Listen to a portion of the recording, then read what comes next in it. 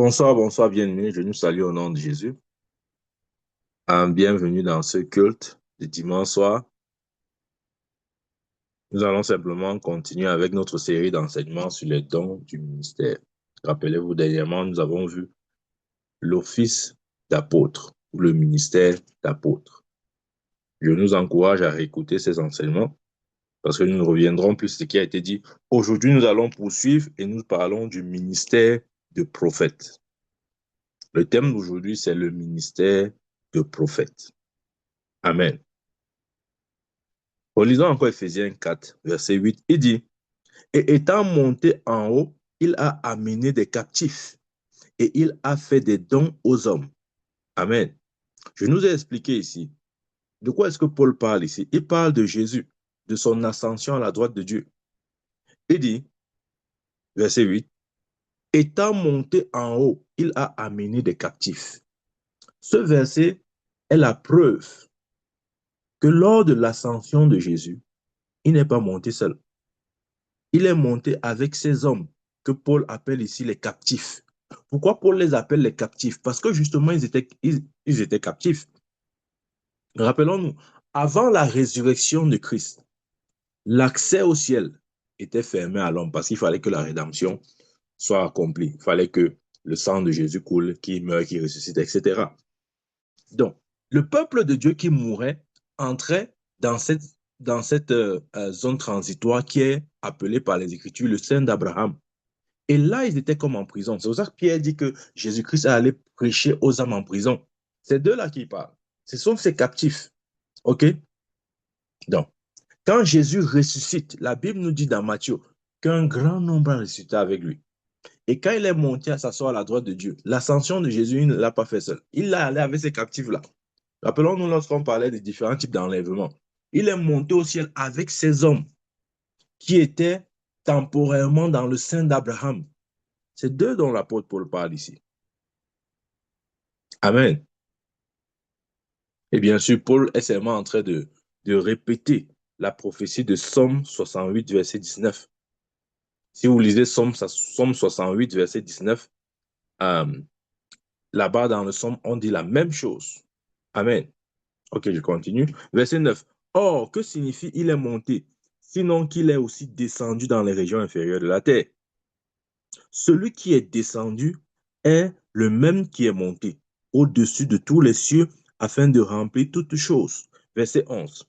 Et il a donné les uns comme apôtres, les autres comme prophètes, les autres comme évangélistes, les autres comme pasteurs, les autres comme docteurs.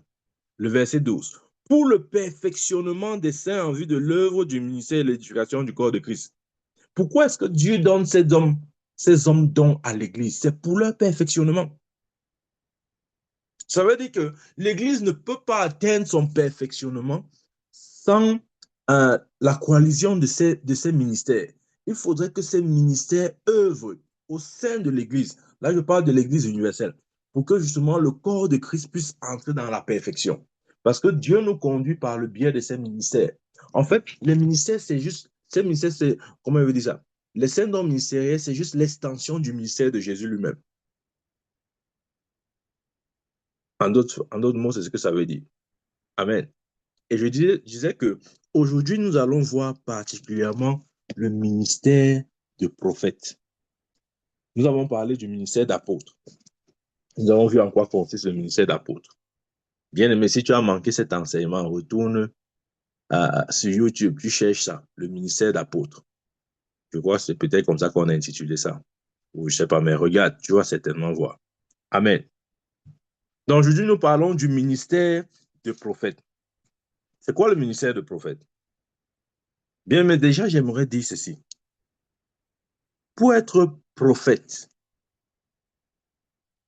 il faut déjà être serviteur de Dieu ou serviteur de l'Évangile.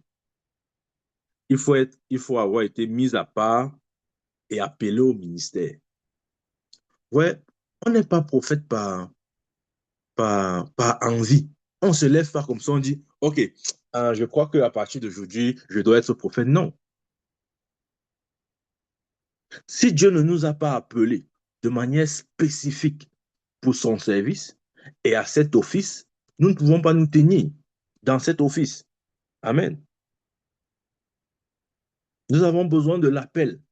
C'est l'appel qui va, qui nous qualifie dans cet office. Ce n'est pas une question de, je vais aller à l'école biblique. Après ça, l'école biblique. En tout cas, maintenant, comme j'ai fait l'école biblique, je peux aussi me faire appeler prophète. Ça n'a rien à voir. Non, maintenant, j'ai déjà fait 20 ans dans l'église. J'ai déjà 1000 ans. J'ai déjà beaucoup écouté les prédications. Maintenant, il faut aussi qu'on m'appelle prophète. Ça n'a rien à voir. Si Dieu ne t'a pas appelé à cet office, ne t'engage pas. Amen. Ne t'engage pas. Il y a des gens, par manque de connaissances, bien sûr, ils disent que non, il n'y a plus de prophètes aujourd'hui. L'ère des prophètes, c'était l'Ancien Testament. On n'a plus les prophètes de nos jours. C'est complètement faux. Pour la simple raison que je viens de lire, Éphésiens 4, verset 11, qui dit que Dieu a donné des apôtres et des prophètes. Donc, oui, il y a encore des prophètes de nos jours. Amen. Il y a encore des prophètes de nos jours. Et le rôle des prophètes, c'est justement de participer à cette perfection que Dieu voudrait accorder aux saints, c'est-à-dire à l'Église. Amen. Et les prophètes existeront jusqu'à l'enlèvement de l'Église. Vous voyez, il y a des gens qui n'aiment pas les prophètes. Ils seront toujours là. Personne ne peut les chasser parce qu'ils ont été donnés à l'Église comme des dons. Amen. Et ils demeureront sur terre jusqu'à ce que l'Église soit enlevée. Amen. C'est qui le prophète? Le prophète, c'est quelqu'un qui, sous inspiration, apporte une révélation qu'il a reçue de la part de Dieu. Ça, c'est la définition euh, basique et élémentaire. Ça, au moins, tout le monde est d'accord sur celle-ci. Ou du moins, c'est celle que, c'est la définition là que tout le monde a. Ouais. Ce n'est pas faux. C'est vrai. Amen. C'est quoi un prophète? Un prophète, c'est soit un prédicateur ou un enseignant de la parole. Amen. Voilà, le prophète n'est pas seulement, je dis, oui, il a la capacité de parler sous inspiration divine. Il y a des choses qu'il peut dire de manière instantanée. Ce ne sont pas des choses qu'il a pensé avant ou réfléchi avant. C'est juste une inspiration. Je vous donne un exemple de ce que je veux dire par là. Quand Jésus avait posé la question à ses disciples, qui dites-vous que je suis? Certains ont dit, oh, tu es Jean-Baptiste, oh, tu es Élie, tu es ceci, tu es Jérémie, tu es un prophète de l'Ancien Testament. Et Jésus a dit, et vous, qui dites-vous que je suis? Pierre, par révélation divine, a dit ceci, tu es le Christ, le Fils du Dieu très haut. Et Jésus a dit quoi? Il a dit, tu es heureux, Pierre, car ce n'est ni le sang, la chair qui t'ont révélé, mais c'est mon Père qui est dans les cieux. Donc là, Pierre a parlé sous inspiration divine. C'est exactement ça aussi le ministère de prophète. Le prophète, dans l'exercice de son ministère, peut être appelé à parler sous inspiration divine. Amen. En donnant des paroles bien précises ou même ça va beaucoup, ça va au-delà de ce genre d'inspiration. J'ai dit, ça inclut aussi la prédication et l'enseignement. C'est qui le prophète? Le prophète, c'est celui qui est capable de communiquer la pensée profonde de Dieu. Là, maintenant, je nous amène dans une autre définition. Ce n'est pas juste la définition classique là où on dit que le prophète, c'est celui qui prophétise. Ah, il a prophétisé, il est prophète. Ah, d'ailleurs, je y reviendrai. OK? Nous allons voir. Je parle là du ministère de prophète. Et quand on parle du ministère de prophète, il faut faire la différence entre le ministère du prophète et le don de prophétie. Voilà, les gens confondent ça. Quelqu'un, parce qu'il a un don de prophétie, se fait appeler prophète. Ce n'est pas suffisant. Le don de prophétie ne t'amène pas dans l'office ou dans le ministère du prophète. C'est autre chose. Dès que quelqu'un donne une ou deux prophéties, là, allez, maintenant il s'appelle prophète. C'est pas comme ça, bien aimé. Être prophète, c'est tout un ministère. C'est beaucoup plus qu'avoir un don de prophétie. Parce que c'est pour le don de prophétie. Paul dit dans 1 Corinthiens 14 que tout le monde, d'ailleurs, il encourageait l'église de Corinthiens à aspirer au don spirituel, surtout celui de la prophétie. 1 Corinthiens chapitre 14, verset 1. Donc, mais il n'a pas dit à l'église d'être des prophètes parce que on ne, comment on dit ça? On ne devient pas prophète par aspiration. Mais on peut aspirer à un don spirituel. Mais on ne peut pas aspirer à une fonction. On aspire pas à une fonction. La Bible dit que quoi? Que Jésus, lorsqu'il est monté, il a fait les dons aux hommes. Donc, c'est Jésus qui appelle au ministère. Il n'y a aucune aspiration personnelle qui va te donner le ministère de prophète. Ça, ce n'est pas possible. Tu peux aspirer aux dons spirituels, oui. Tu peux aspirer aux dons de prophétie, oui. Tu peux même prophétiser, oui. Mais tu n'es pas forcément prophète. Parce qu'être prophète, c'est avoir reçu le ministère de la part de Jésus. C'est autre chose. Alors, il faut faire la différence entre euh, le ministère et le don de prophétie. C'est différent. Juste une image comme ça qui me vient à l'esprit. Ouais. Tout le monde a l'argent, mais tout le monde n'est pas riche. Vous voyez ce que je veux dire? Si vous attrapez n'importe qui, même celui qui vit dans les coins les plus reculés du village, il va certainement vous montrer soit 500 ou 1000 francs. Mais il n'est pas forcément riche. Pourtant, il a de l'argent, mais il n'est pas riche. Ouais, ce n'est pas parce que tu as un don de prophétie que tu es prophète. C'est autre chose. C'est autre chose. Amen. Donc, le prophète, qui est le prophète? C'est celui qui a la capacité de communiquer les profondeurs de Dieu. Lorsque je parle des profondeurs, ce n'est pas simplement dans la prédiction des événements futurs, non, mais c'est dans la pensée même de Dieu. C'est celui qui peut sonder les profondeurs de la pensée de Dieu, ou celui qui a l'habilité ou la capacité de puiser dans les profondeurs de Dieu et annoncer et communiquer. Parce que c'est ça le plus difficile. C'est, comment je veux dire, l'effort à deux niveaux. Il faut, un, pouvoir, hmm, pouvoir piquer ou télécharger ou saisir, deux, communiquer. Ouais. Et c'est en ça que le prophète reste prophète. Ouais. Celui qui a un don de prophétie ne peut pas faire ça. Vous voyez ce que je veux dire? Il va peut-être se limiter à la prophétie, oui. Mais la communication de la pensée profonde de Dieu, celui qui est appelé à l'office de prophète, croyez-moi, il peut le faire facilement. Plus aisément que quiconque, parce que c'est la particularité de son office. Amen. C'est d'ailleurs pour ça que lorsque vous écoutez les prophètes, vous allez voir que leur message est différent de ce que vous avez l'habitude d'écouter. Ils prêchent toujours la parole de Dieu, comme tous les autres hommes de Dieu prêchent la parole. Mais ils vont apporter la parole de Dieu avec une certaine spécificité ou bien une certaine précision. Parce que justement, c'est ça, c'est en cela que consiste leur office. Amen. Donc, le prophète est soit un prédicateur de l'évangile, ou soit un enseignant de la parole de Dieu. Amen. Donc, je dis encore, faisons la différence entre le don de prophétie, qui est justement le fait de s'exprimer sous inspiration divine. Ça, tout le monde peut le faire.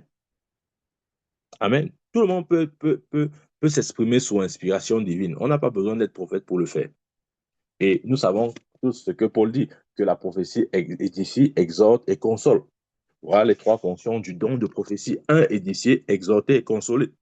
Ouais, mais le ministère de prophète va au-delà. OK? Il ne faut pas confondre le don de prophétie et le ministère de prophète. Ce n'est pas parce que tu manifestes un don de prophétie que tu es prophète. Non. Ouais, beaucoup de gens confondent ça. Dès qu'on a un peu donné une ou deux prophéties, là, allez, maintenant, il faut qu'on s'appelle prophète. Non. Si Dieu ne t'a pas appelé à cet office, il faut laisser ça tranquille. Amen. OK, je continue. Donc, le prophète, c'est celui qui a la capacité de prêcher ou d'enseigner la parole de Dieu. OK? Nous pouvons aspirer au don spirituel, à celui de la prophétie. Paul l'a dit dans 1 Corinthiens 14, verset 1. Amen. Parce que il a dit, celui qui prophétise parle aux hommes, les édifie, les exhorte et les console. Amen. Mais, je dis encore, pour être prophète, il faudra avoir reçu l'appel de Dieu pour cette fonction. Ce n'est pas quelque chose qu'on obtient en allant à l'école biblique, ou bien en passant des années à l'église, ou bien en suivant des séminaires, ou bien même en allant de formation en formation. Non, c'est quelque chose qu'on reçoit d'abord de Dieu. Ouais, comment il veut dire ça? Un exemple, un exemple. Bon, c'est vrai qu'aujourd'hui, le monde vraiment va dans tous les sens. C'est comme la détermination du sexe d'un homme. Chacun naît avec son sexe. Vous voyez ce que je veux dire? Soit c'est une fille, soit c'est un garçon. Donc, à ta naissance, tu nais déjà avec un sexe. Tu ne grandis pas avant et dis que bon, je veux quel sexe. Non, bon, c'est vrai qu'il y a des fous aujourd'hui qui font ça. Mais c'est pas comme ça que les choses doivent être. Ce que je veux dire, c'est que il y a une sorte de prédestination dans cet office-là. Si tu as été prédestiné à ça, si Dieu, regarde, il a dit à Jérémie, avant que tu ne sois conçu dans le sein de ta mère, je te connaissais, je t'avais établi prophète des nations.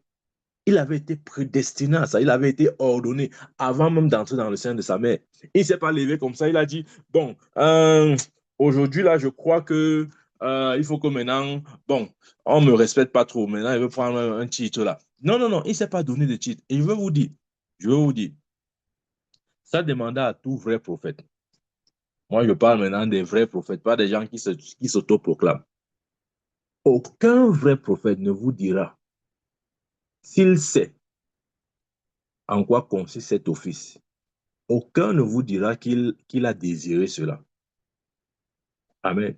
Aucun. Si vous voyez un prophète qui est excité du ministère prophétique qu'il a reçu, comme si vraiment c'est quelque chose, je ne sais pas comment on avait dit ça, c'est-à-dire que c'est quelque chose que Dieu donne à quelqu'un.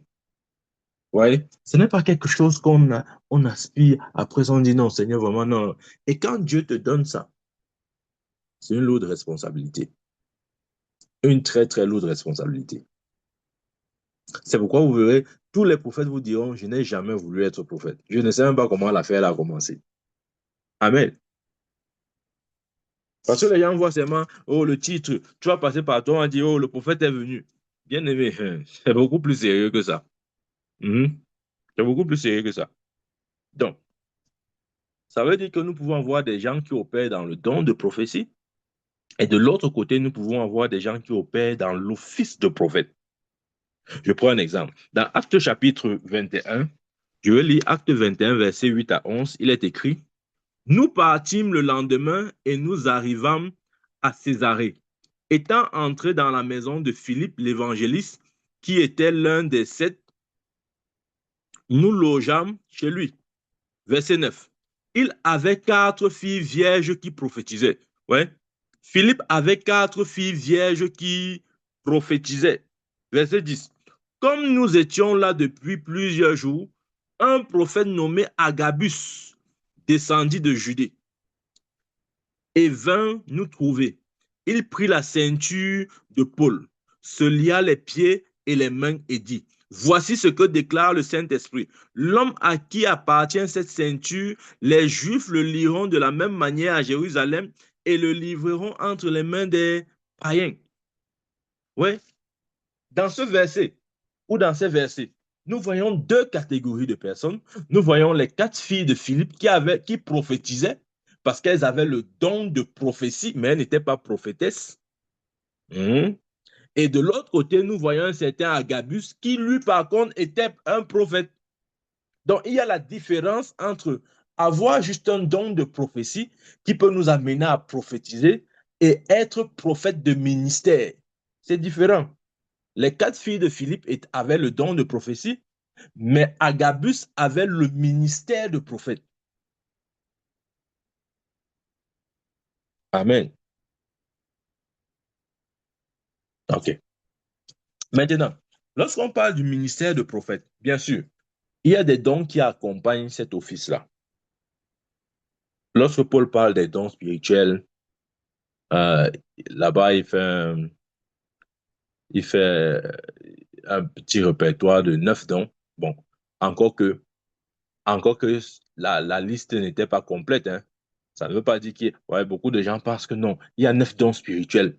Non, il n'y a pas 9 dons spirituels. Il y a une multitude, une variété, peut-être même une infinité de dons spirituels. Mais Paul, lorsqu'il écrit dans ce contexte-là, il nous présente juste 9. Mais il n'a pas dit qu'il n'y a que 9 dons. OK? Encore que ce ne sont pas, c'est comment je vais dire ça, ce sont des catégories qu'il a juste énumérées. Mais je dis encore, la liste n'est pas complète. Mais si on se base sur cette catégorie, vous allez voir qu'on a 9 dons spirituels. OK? Donc, il y a les dons de révélation de puissance et les dons vocaux. Amen. Donc, lorsqu'il parle des dons de révélation, je fais allusion à quoi? À, par exemple, la parole de sagesse, la parole de connaissance et le discernement des esprits. Celui qui a reçu de Dieu l'office de prophète ou le ministère de prophète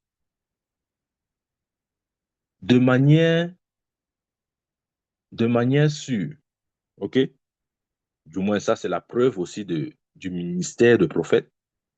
C'est la capacité à se mouvoir dans au moins deux catégories de ces dons-là. Minimum deux, sinon trois. J'ai parlé de la parole de sagesse, de la parole de connaissance et du discernement des esprits. C'est quoi la parole de sagesse? La parole de sagesse, c'est toute parole inspirée que nous prononçons et qui a comment dire, qui a une répercussion, ou du moins qui concerne le futur.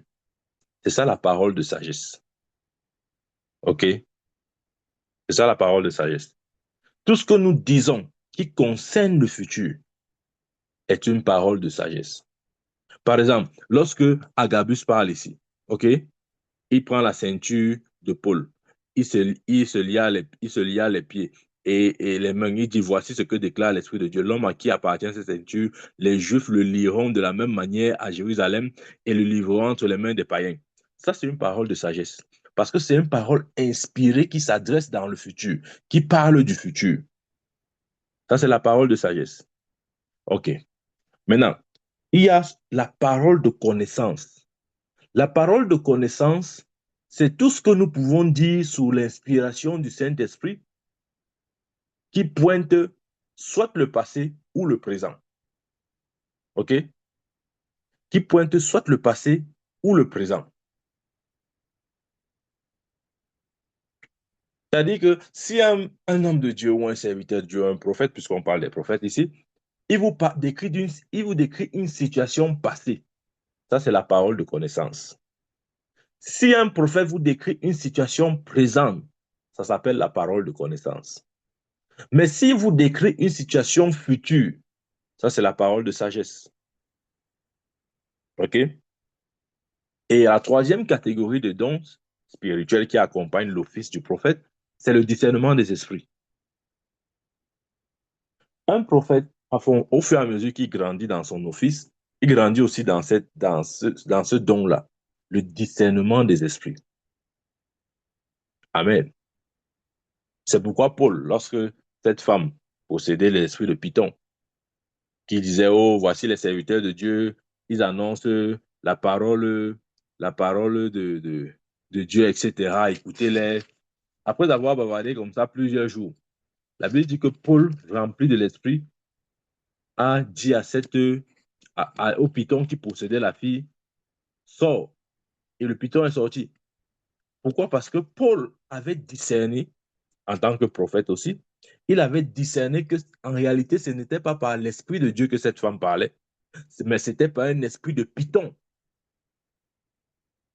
Et après avoir discerné l'esprit qui agissait cette femme, parce qu'il fallait le don de discernement, aujourd'hui, on n'a pas ce don-là. Aujourd'hui, dès que quelqu'un prophétise, il suffit seulement que ça ressemble un peu à la vérité. On va dire, oh, Dieu a parlé, Dieu a parlé, Dieu a parlé. Parfois, c'est le python, tu ne sais pas. Amen. Ce que cette femme disait, elle ne mentait pas. Elle disait, écoutez, écoutez les pôles, ce sont les serviteurs du Dieu vivant. Écoutez-les, ils ont un message pour vous. C'était vrai ce qu'elle disait. Mais la source de l'inspiration ou de la parole ne venait pas de Dieu, mais venait d'un esprit familier, d'un esprit de python. Donc, il fallait le discernement. Si c'est aujourd'hui une situation où là se produit, on dit, oh, Dieu a parlé, Dieu a prophétisé, alors que c'est le python. Au nom de Christ Jésus, je prie et je déclare une augmentation dans le discernement des esprits pour toi. Amen. Donc, ces dons spirituels, la parole de sagesse, la parole de connaissance, le discernement des esprits qui entrent dans la rubrique des dons de révélation, accompagnent le ministère de prophète. Amen. Ça fait partie du ministère de prophète. Mais il n'y a pas que la parole de sagesse, connaissance et discernement des esprits. Par exemple, les prophètes peuvent se mouvoir dans une autre dimension, que j'appelle la dimension des visions. OK? C'est-à-dire que la révélation peut parvenir à un prophète sous forme de vision. Et lorsqu'on parle de vision, il y a trois catégories de vision. OK? Il y a trois catégories de vision. Je vais prendre de la moins importante à la plus importante, c'est-à-dire du petit niveau au grand niveau. Il y a trois catégories de vision. La première catégorie de vision, c'est c'est la vision spirituelle où, comment on veut dire ça, où le prophète voit dans son esprit, ou encore, ou bien le prophète voit dans l'esprit. Amen. Il y a des choses qu'il peut voir dans son esprit, et des fois aussi il peut voir dans l'esprit. Je prends un exemple. Dans Actes chapitre 9, dans Actes chapitre 9, lorsque Pierre, on ne va pas lire, hein, je donne juste la référence, lorsque Paul, sur le chemin de Damas, nous connaissons ça, Paul sur la route de Damas, pendant qu'il était en train d'aller, n'est-ce pas, continuer de persécuter l'Église de Jésus-Christ, c'est sur ce chemin-là ou sur cette route qu'il a eu une révélation de Jésus-Christ. La Bible dit que quoique ses yeux furent ouverts, il ne voyait rien. Amen. C'est-à-dire, il ne voyait rien physiquement, mais il a vu Jésus. Comment a-t-il pu voir Jésus? Paul n'avait pas vu Jésus avec les yeux de la chair, non. Il avait perçu avec les yeux spirituels. Amen. La Bible dit que dès cette expérience-là, il a été aveugle pendant 3 jours. Il a fallu qu'Ananias vienne prier pour lui, etc. Donc, le premier type de vision, c'est la vision où le prophète voit dans l'esprit. Il ne voit pas avec ses yeux physiques. Amen. Mais il voit avec les yeux de l'esprit. Exactement comme Paul ici sur le chemin de Damas. Il n'a pas vu Jésus avec les yeux physiques. Non, absolument pas. Il n'a pas fait recours à ses sens physiques pour voir Jésus. Non. Il a vu Jésus à partir de ses yeux spirituels. C'est à ce moment-là que, si vous voulez, Dieu a ouvert ses yeux. Parce qu'avant, ses yeux spirituels étaient aveugles. C'est pourquoi il passait le temps à combattre l'Église. Mais quand il a rencontré le Seigneur sur le chemin de Damas, pour la première fois, ses yeux spirituels ont été ouverts. Et c'est à partir de la réalité des yeux spirituels qu'il a pu voir Jésus. Amen. Ça, c'est le premier type de vision. Le deuxième type de vision, c'est ce que la Bible appelle les stars. Ouais. C'est quoi les stars? Les stars, c'est, en fait, quand un homme entre dans les stars, ça veut simplement dire que les sens cessent d'opérer pour un temps. Quand tu es en stase ou dans les stases, tes sens, c'est-à-dire tes sens physiques, tes cinq sens, cessent d'opérer pour un temps. Celui qui entre dans les stases ne sait pas où il se trouve. Il ne connaît pas le domaine physique. Bien sûr, ça ne veut pas dire qu'il a perdu connaissance, non. Mais c'est comme si Dieu met une pause à tous les sens de l'homme. Les sens qui nous permettent justement d'entrer en contact avec le monde physique. Ouais. C'est différent du premier type de vision dont j'ai parlé tout à l'heure. Là, ce sont tes yeux qui voient. Mais tes sens fonctionnent toujours. Mais tu vois à partir de tes yeux spirituels. Mais dans les stars, Dieu met une pause à tes sens. Ça veut dire que euh, tous tes cinq sens cessent de fonctionner pour un moment. Bien sûr, ça ne veut pas dire que tu as perdu connaissance. Non, tu n'as pas perdu connaissance. C'est un mystère. Je ne sais pas comment expliquer ça. Amen. Ça veut dire qu'à ce moment-là, puisque tu es dans l'extase, tu es plus conscient du monde spirituel. Vous voyez, de la même manière que maintenant, là, la plupart de nous, là, nous sommes conscients du monde physique. Tu es conscient peut-être que tu es dans ta maison, tu es assis sur ta chaise, ou je ne sais pas moi, tu es dans ton salon, etc. Quand tu es en extase, c'est différent. Pour un moment, tes sens sont bloqués. Et la seule réalité qui se présente à toi comme une évidence, c'est le monde spirituel. Amen. Là, vous allez me dire que euh, euh, où est le verset biblique? Attendez, où est le verset biblique? Dans Acte chapitre 22, Acte 22,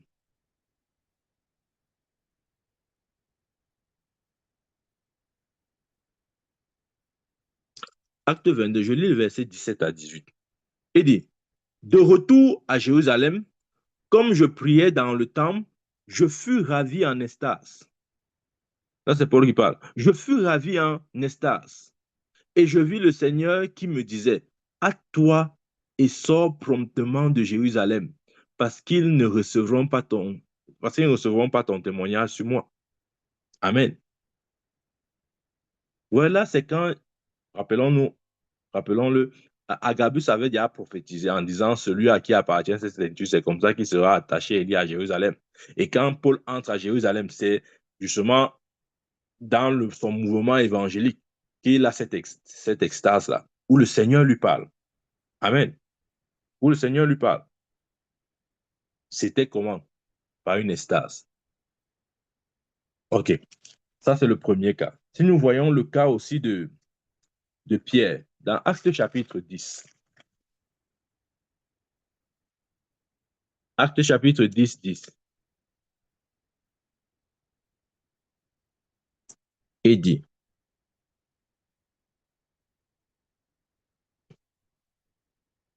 tandis que le chef du verset, voilà, ils ont à partir du verset 9. Le lendemain, comme ils étaient en route et qu'ils approchaient de la ville, Pierre monta sur le toit vers la 6e heure pour prier. Voilà, Pierre allait pour prier, mais le verset 10 nous dit, il eut faim et il voulut manger. Pendant qu'on lui préparait à manger, il tomba en extase.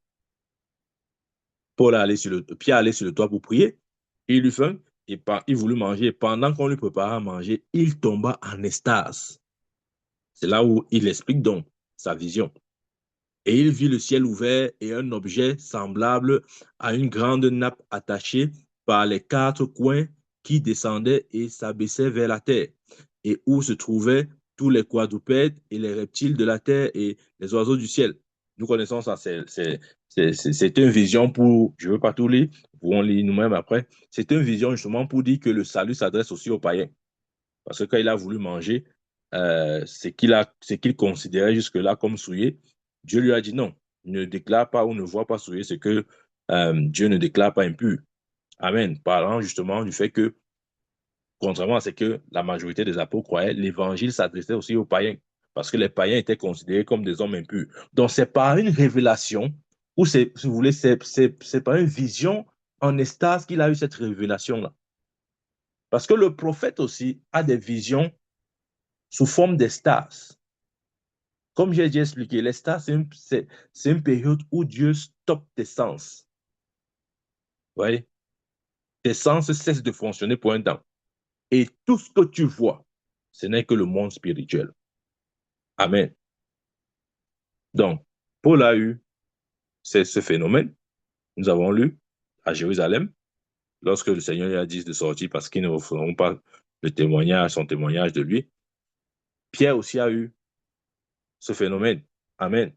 Ça, c'est le deuxième type de vision. Et il y a maintenant un troisième type. Le troisième type de vision, ce sont les visions ouvertes.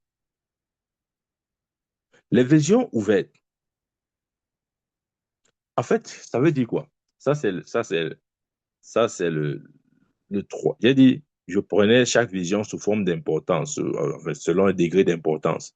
Donc, les visions ouvertes sont les plus grandes. C'est-à-dire, ouais, ce que je veux dire, c'est-à-dire, ça révèle, ce type de vision-là est plus élevé par rapport aux deux précédentes. Donc, lors d'une vision ouverte, les sens physiques ne sont pas suspendus, comme dans les stars. Dans les stars, tes sens physiques sont suspendus. Mais dans la vision ouverte, tes sens physiques ne sont pas suspendus. Ce sont, et non plus, tes yeux ne sont pas fermés. Parce que Paul, sur le chemin de Damas, ses yeux, il ne voyait pas. Ouais? C'est différent de la première et la deuxième vision. Tes sens ne sont pas suspendus et tes yeux ne sont pas fermés, contrairement à la première, la deuxième et le deuxième type de vision. Amen. Ici, tu jouis de toutes tes facultés. C'est-à-dire, tu fonctionnes normalement. Sauf que tu as la capacité de voir clairement et d'entendre clairement tout ce qui se passe dans le domaine spirituel.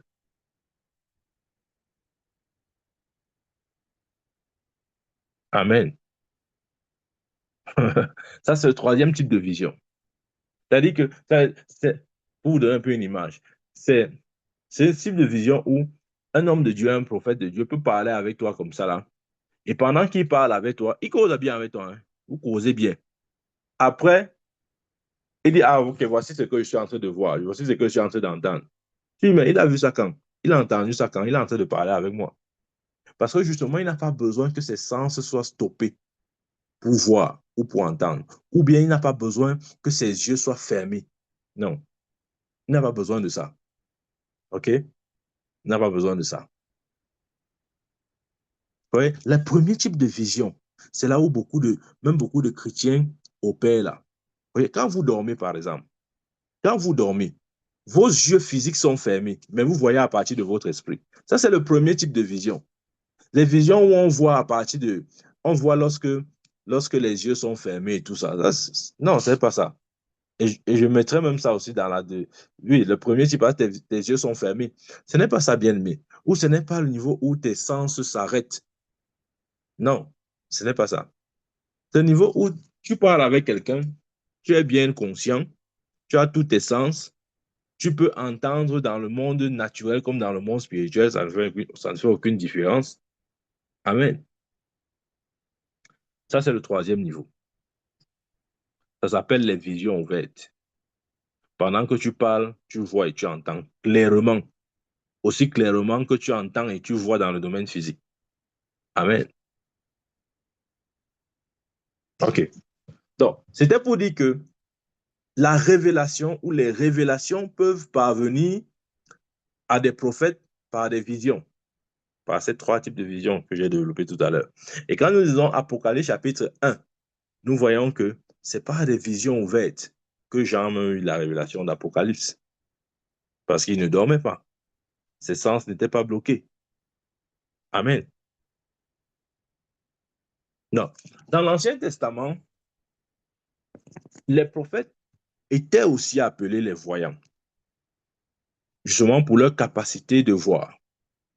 Ils étaient appelés des voyants. Rappelons-nous, lorsque Saül cherchait les ânesses qui étaient perdues, et on lui a conseillé d'aller euh, auprès du prophète Samuel pour que justement Samuel puisse lui dire où sont ces ânesses perdues. Et nous savons tous, Samuel lui a donné l'orientation et les ânesses ont été retrouvées, etc. Mais vous voyez, le problème n'était pas au niveau des ânesses, c'est que derrière le message des ânesses, Dieu voulait s'adresser à Saül. Parce que quelque part, Dieu avait choisi Saül pour être établi premier roi en Israël. Donc, les ânesses ou les histoires des ânesses, c'était juste un prétexte pour amener Saül vers Samuel, afin que Samuel l'établisse comme roi sur Israël. Amen. Donc, c'est donc qui le prophète? Le prophète, c'est quelqu'un qui apporte des révélations. Amen. Mais vous voyez, ça aussi, il faut le dire, toute révélation devrait être jugée. Mais jugée par qui? Jugée par ceux qui ont la compétence. Vous voyez? Parce que c'est vrai, la Bible dit, toute prophétie doit être examinée. Mais vous ne pouvez pas demander à à un professeur ou un maître de l'école primaire d'évaluer une épreuve de mathématiques de deuxième ou troisième année université. Non, il ne peut pas. Vous voyez ce que je veux dire? Oui, ça doit être jugé, mais ça doit être jugé par des gens qui ont en eux une certaine maturité. Ça, c'est important. Ça, c'est important. Toute prophétie doit être examinée, mais examinée par des personnes matures. Des gens immatures ne peuvent pas juger une prophétie parce ils sont pas habilités, ils n'ont pas la capacité. J'ai pris un exemple. Et on ne soumet pas une épreuve de mathématiques première année ou deuxième année universitaire à un professeur, un petit professeur de l'école primaire. Il ne connaît pas ça. Il a certainement arrêté ses études au BPC. Voilà pourquoi il n'est que professeur de l'école primaire. Donc, vous ne pouvez pas lui soumettre une épreuve de l'université. Non, il ne sait pas ça. Il ne peut pas. Il n'est pas compétent. OK? Donc, oui, les prophéties doivent être jugées, mais elles doivent être jugées par ceux qui ont la compétence. Amen. Ceux qui ont la compétence. Regardez, il dit dans un Corinthien, là, il faut que je retrouve le passage là, où l'apôtre Paul a dit il faudrait que, attendez, je vais retrouver ça. Un Corinthien, chapitre 12.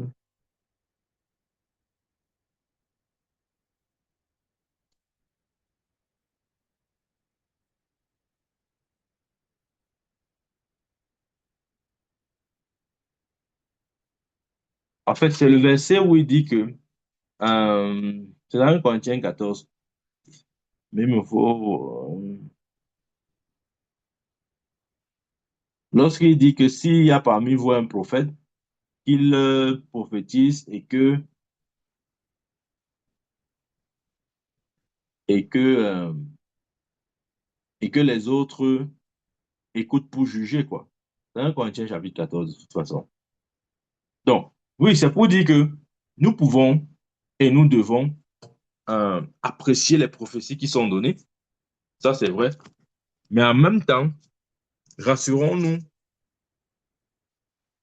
d'être aussi, comment il veut dire, d'être à la hauteur. OK? Je dis d'être à la hauteur parce que un enfant ne peut pas apprécier les choses spirituelles. Amen.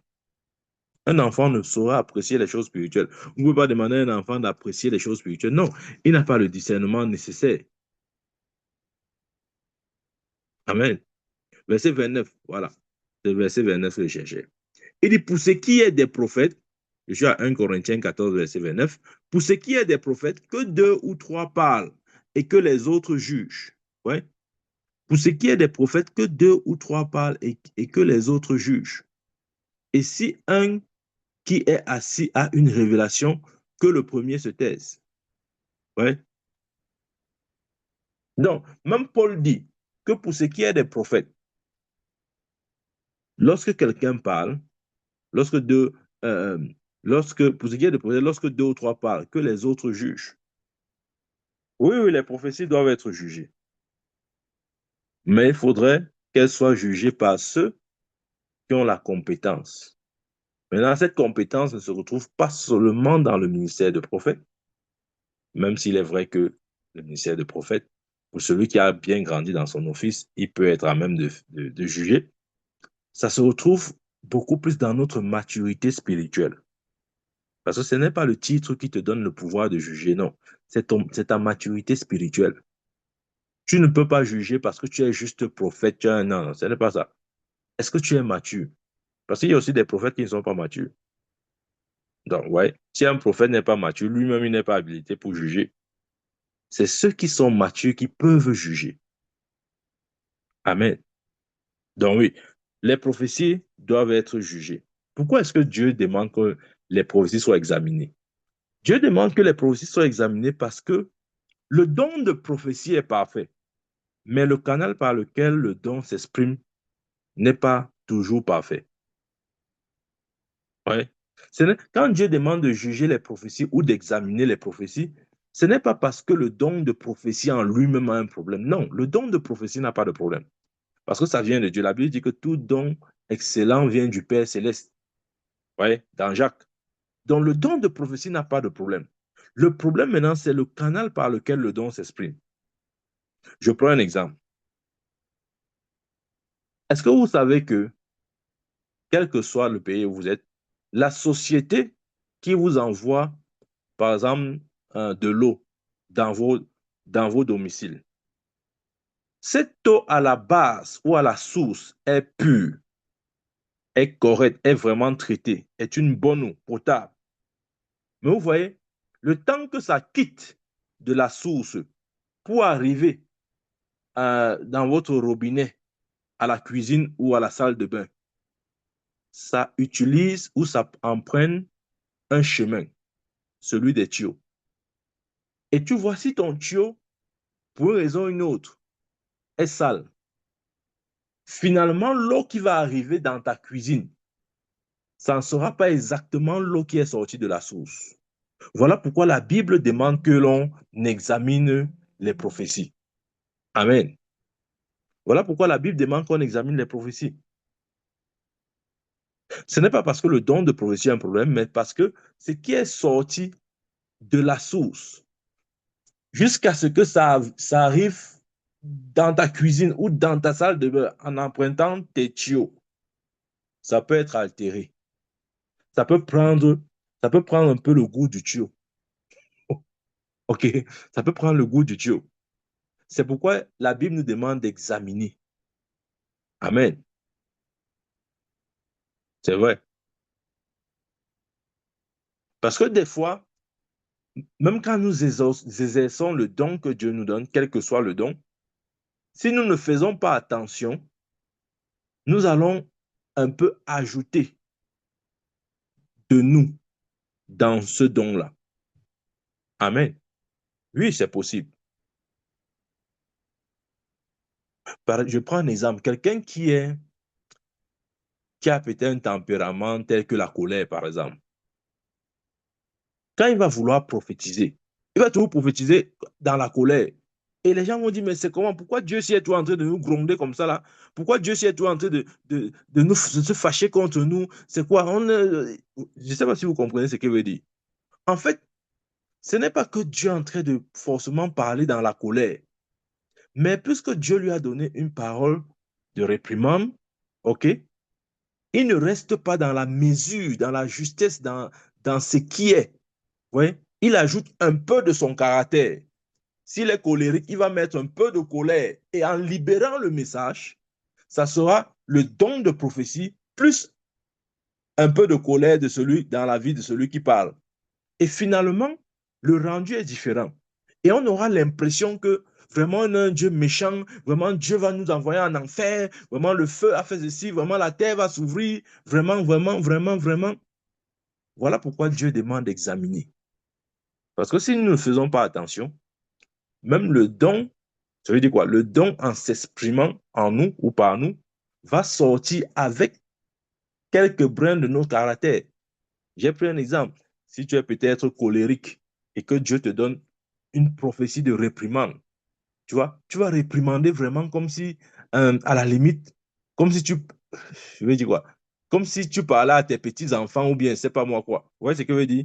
Donc voilà pourquoi il faut vraiment, dans l'exercice du don, même celui qui possède le don doit faire attention.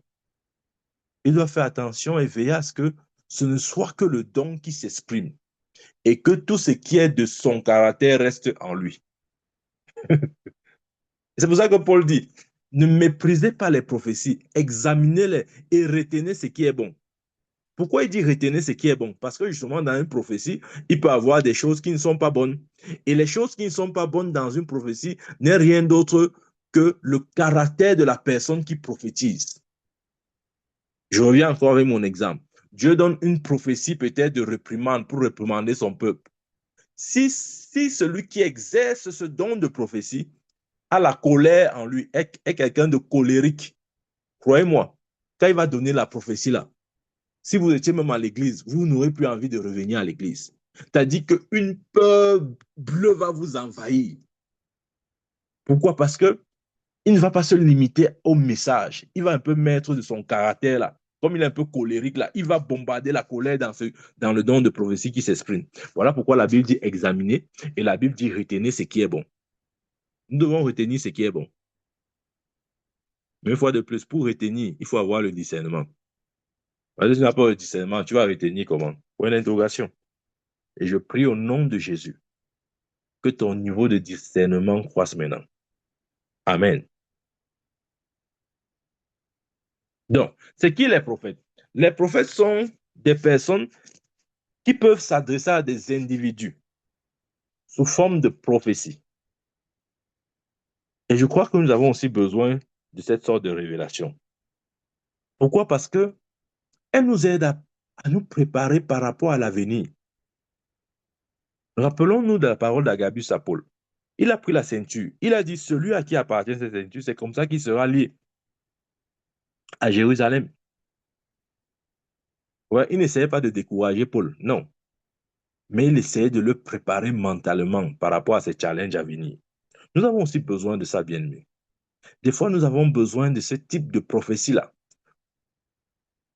Pas pour nous décourager, mais pour nous encourager au contraire. Amen. Nous avons besoin de ça. Parce qu'elle nous aide à mieux préparer l'avenir. Maintenant, lorsqu'on parle du ministère de prophète, nous avons deux dispensations. Nous avons la dispensation de l'Ancien Testament et la dispensation du Nouveau Testament. Amen. Et le prophète de l'Ancien Testament et celui du Nouveau Testament se ressemblent. Mais il y a une légère différence entre les deux. Ouais. Ils se ressemblent, bon, dans le fond, on peut dire comme ça là, mais dans l'opération, c'est un peu différent. Amen.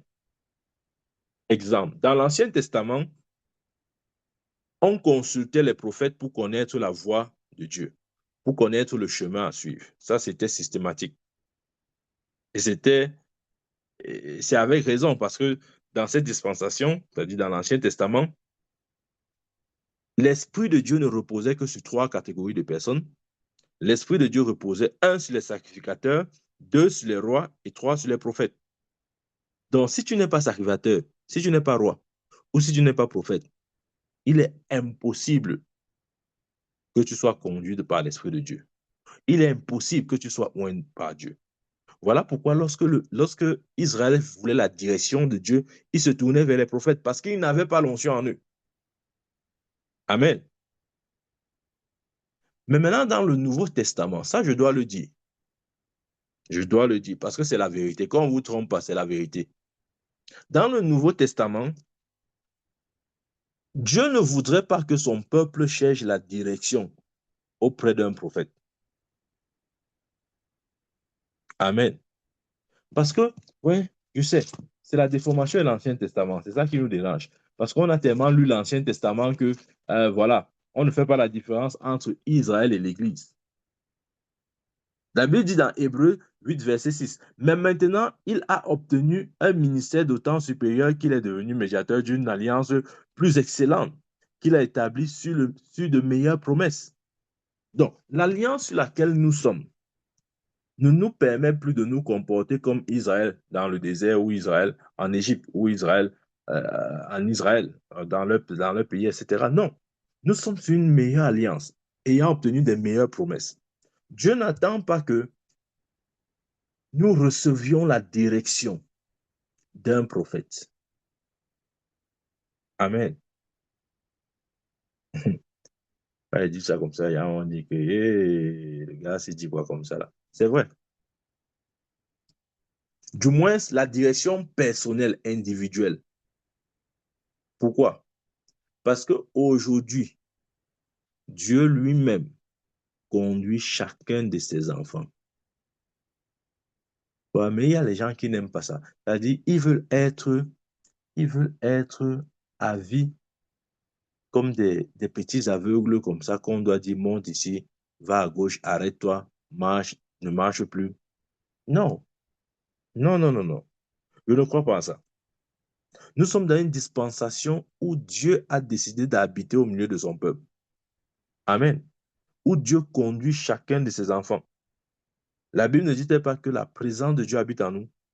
La Bible ne dit pas que Dieu vit en nous. La Bible ne dit pas que nous sommes le temple du Saint-Esprit. On n'a pas dit les prophètes, non. Voilà.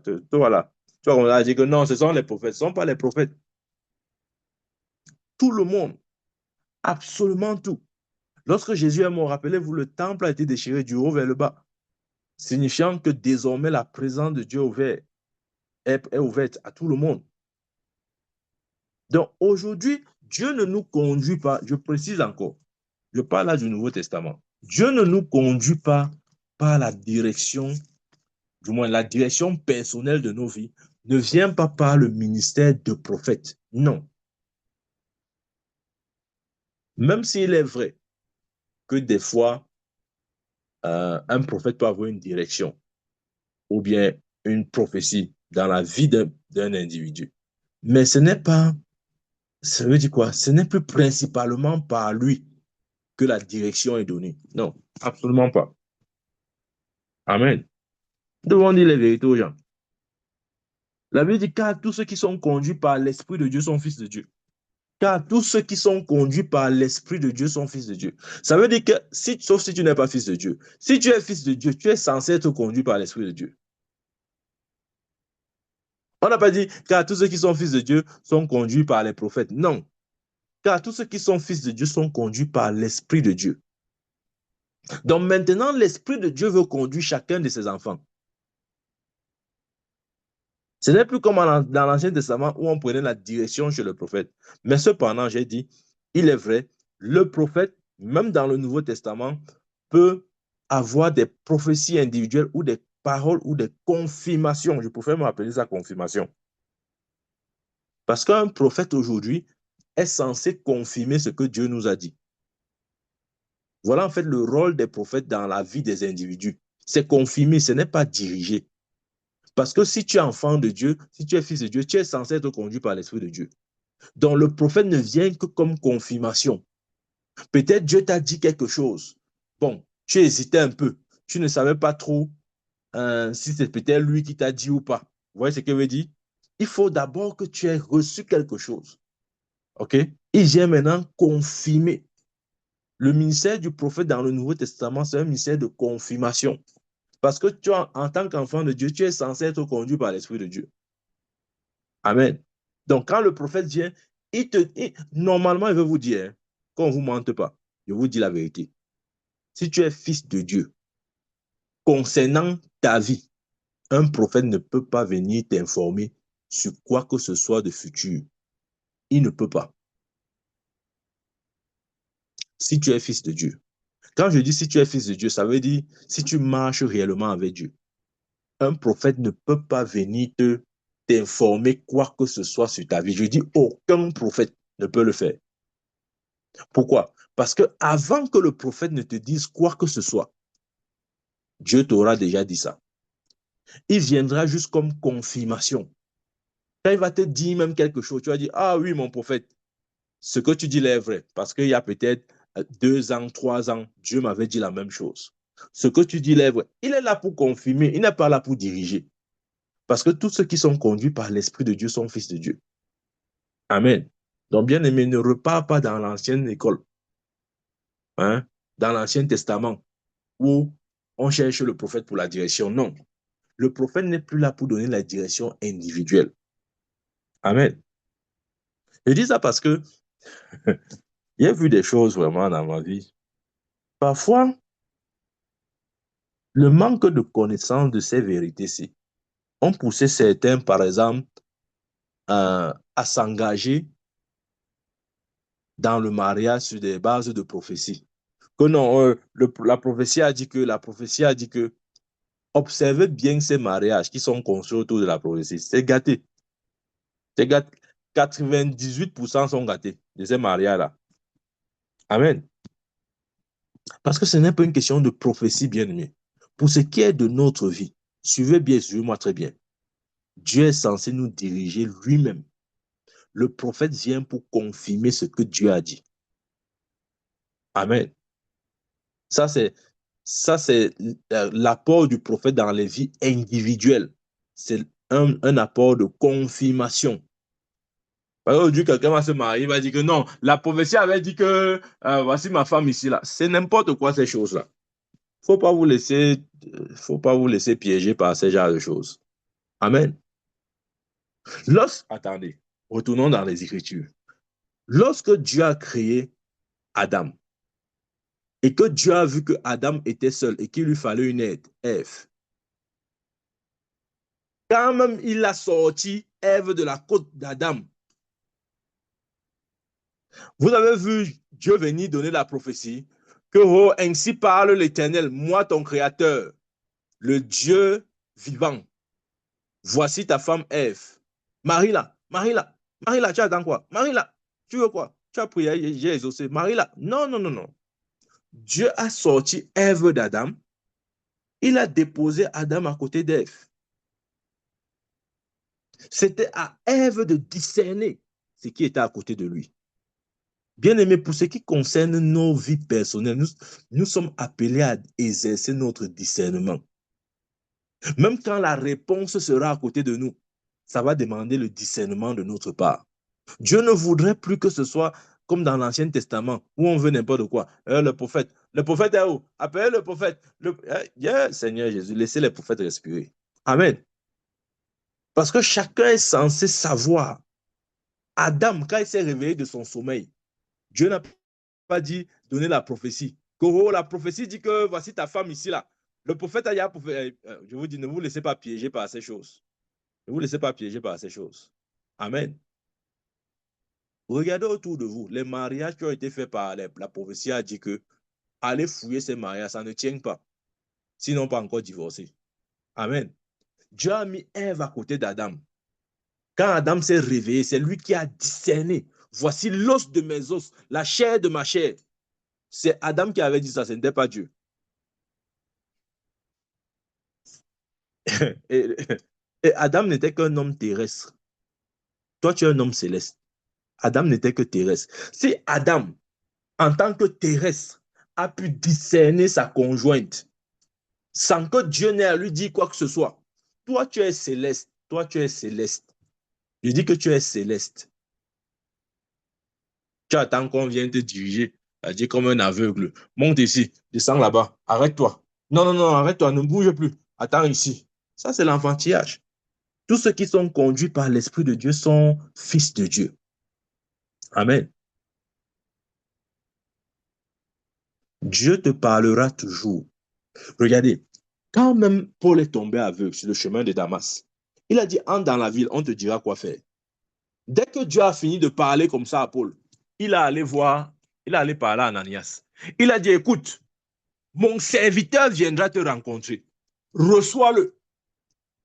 Quand Paul est arrivé dans la maison d'Ananias, Ananias savait déjà, puisqu'il avait divinement été averti de la venue de Paul. Quand il a vu Paul, il a dit, entre mon frère. Pourquoi? Parce que Dieu avait déjà parlé à Ananias que mon serviteur arrive, reçois-le. Donc quand Paul vient, ce n'est pas une information nouvelle, c'est une confirmation. Le prophète ne viendra que confirmer. Mais tu vois, si tu es tellement charnel, si tu es tellement, euh, comment on dit ça, un chrétien mondain, comment tu vas recevoir ces instructions? Tu ne peux pas. Tu ne peux pas. Tu vas seulement attendre que le prophète arrive. Il sort d'où? On a dit qu'il y a un prophète des États-Unis. L'autre vient du Canada. L'autre vient du Ghana. L'autre sort du Nigeria. Ça va t'embrouiller pour rien. Ouais, quand il parle comme ça, par la grâce de Dieu, c'est un prophète qui te parle. Et je suis sincère dans ce que tu es en train de dire. Ça va t'embrouiller pour rien. Amen. Commence à grandir, à développer ta vie spirituelle pour que Dieu commence à te conduire. Ce n'est pas le rôle du prophète de venir te conduire. Il ne conduit pas les vies individuelles. Non. Il vient confirmer les choses dans les vies individuelles, mais il apporte quelque chose de plus grand que de dire que voici ta femme, voici, ce n'est pas ta femme. voici ton travail, ce n'est pas ton travail. Non, c'est beaucoup. Ne résumons pas le prophète à ces choses-là. Des fois, nous croyons que non. Si un prophète ne fait pas ça, c'est qu'il n'est pas prophète. Pourquoi il n'a pas prophétisé? Pourquoi il n'a pas vu? Il n'a pas dit pourquoi. Ce n'est pas vraiment un prophète. Vraiment, je crois que tu vas t'embrouiller pour rien. Amen.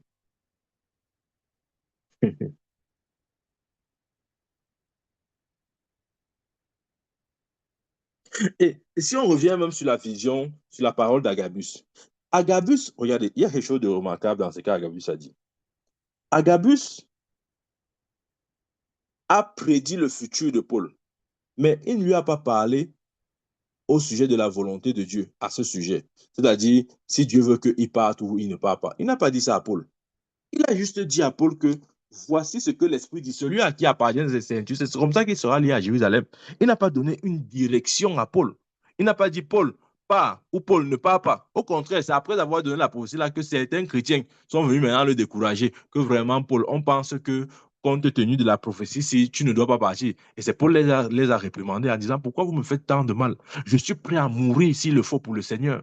Ouais, mais Agabus, il a juste donné la parole de sagesse. Amen. Il a donné la parole de sagesse. Il n'a pas orienté Paul dans la décision d'y aller ou pas. Parce que ça ne revient pas à un prophète de donner la direction. C'est ce que j'essaye de dire depuis. Amen.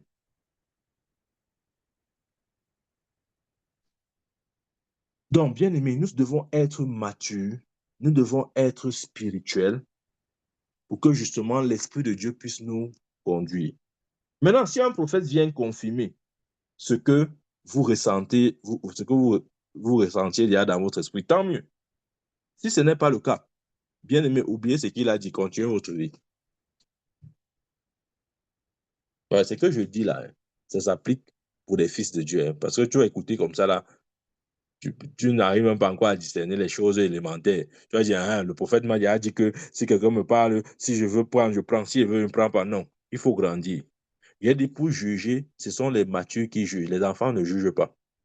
Donc, ce que je dis là, je le dis en supposant que tu as une certaine maturité spirituelle. Sinon, tu ne peux pas discerner, même quand Dieu te parlera pour toi-même, tu ne sauras pas. Amen.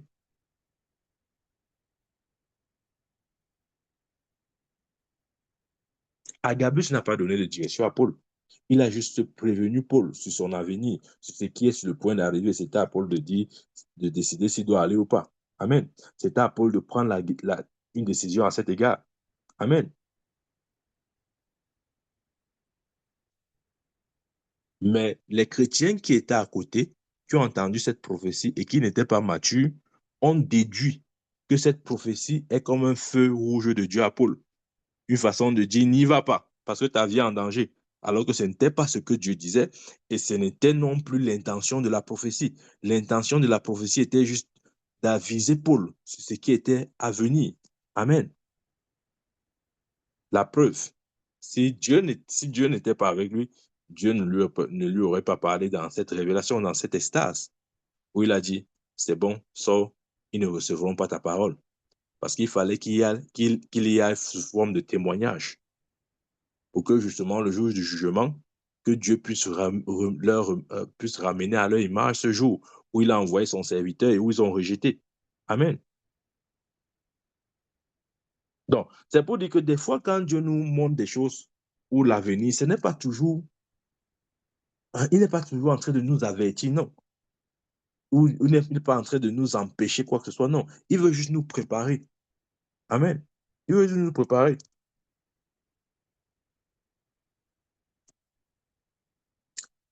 C'est important de comprendre ces nuances lorsqu'on parle du ministère de prophète.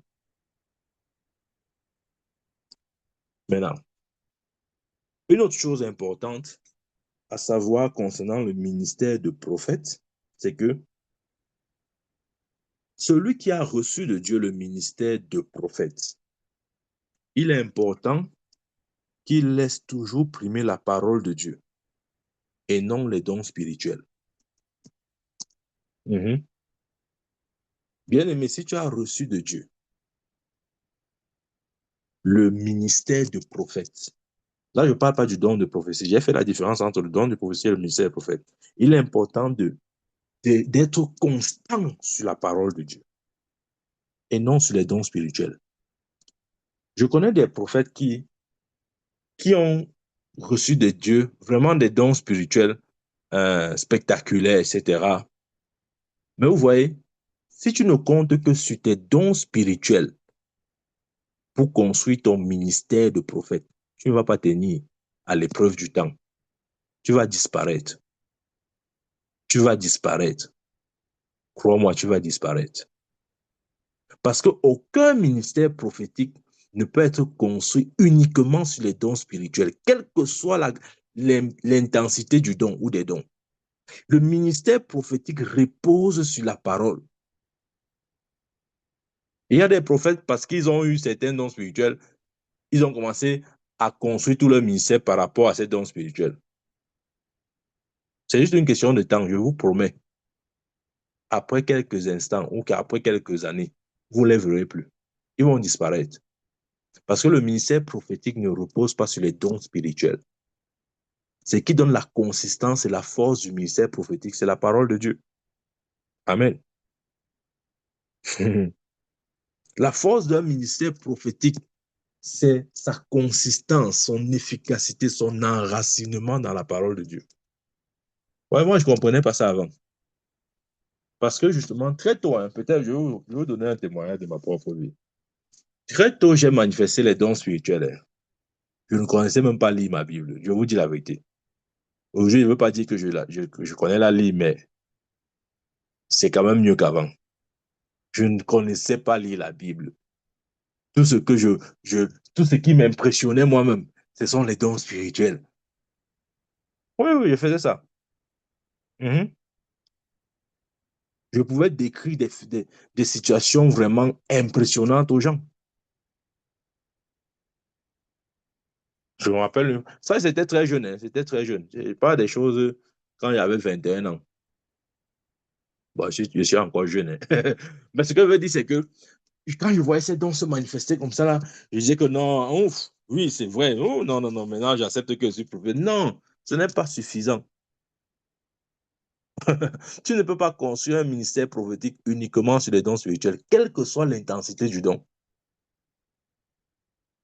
Je pouvais voir quelqu'un comme ça, là, je lui dis des situations bien précises. Je me rappelle à un, je lui avais dit, je ne le connaissais pas, hein, je ne connaissais rien de sa vie. J'ai dit, actuellement, tu es endetté. Tu as une dette de 4 millions et poussière. Tu as pris cette dette auprès d'une femme. Elle est brune. Elle a une marque ici au niveau de sa joue, comme une cicatrice. Mais il manquait un peu, il tombait. Il manquait un peu, il tombait. Il dit, merde, le gars, si je n'ai jamais vu quelqu'un comme ça, là.